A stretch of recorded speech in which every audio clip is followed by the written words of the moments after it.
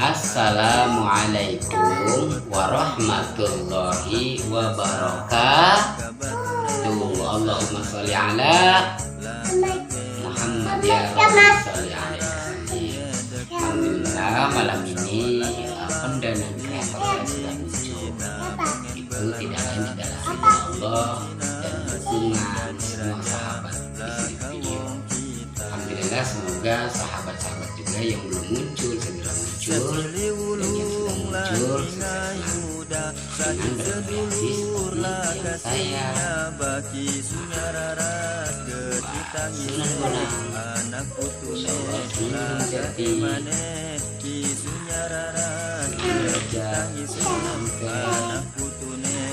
ya, dan insyaallah malam ini kita mendatangkan Sunan Kudus. Mari kita. Assalamualaikum warahmatullahi wabarakatuh. Kisah penyebaran agama Islam yang sangat menakjubkan di tanah Jawa dialami oleh salah satu wali yang memperoleh julukan bagian dari Wali Songo. Seorang pendakwa tersebut dikenal dengan panggilan Sunan Kudus, dengan nama lengkap Sayyid Jafar Shadiq Asmad Khan. Kemampuan utama yang dimiliki oleh Sunan Kudus yakni pendalamannya terhadap ilmu fikih. Sunan Kudus merupakan ulama yang terkenal akan ilmunya. Cara menyebarkan dan mengembangkan agama Islam yang dilakukannya patut memperoleh penghargaan. Beliau dikenal sebagai seorang yang disegani banyak masyarakat, dan metodenya pun cukup sulit mengingat kuatnya Hindu-Buddha di Indonesia pada waktu itu. Setiap wali Allah pasti diberkahi karomah atau keistimewaan sebagai salah satu kekuatan. Berikut karomah Sunan Kudus. 1. Dapat menyembuhkan penyakit atas izin Allah. Ketika Sunan Kudus menunaikan haji ke tanah Arab, masyarakat di kota tersebut sedang terkena wabah penyakit. Pemerintahan di kota Arab mengadakan sayembara untuk siapa yang bisa menyembuhkan wabah yang terjadi saat itu, akan diberi hadiah. Dan akhirnya Sunan Kudus menyanggupi untuk dapat menyembuhkan wabah yang terjadi saat itu. Atas izin Allah, Sunan Kudus dapat menyembuhkan penyakit wabah yang menjangkiti masyarakat. Maka atas jasanya, beliau akan diberi hadiah oleh Amir dari Arab. Namun Sunan Kudus menolaknya.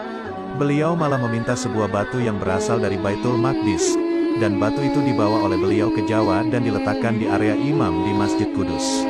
2. Dibantu tikus dan tawon saat perang. Waktu beliau menjadi senopati kerajaan Demak, wilayah kerajaan semakin meluas hingga ke Madura dan wilayah barat sampai Cirebon. Keahlian strategi perang Beluai ditambah dengan kesaktian beliau yang tinggi membuat beliau menjadi senopati yang disegani.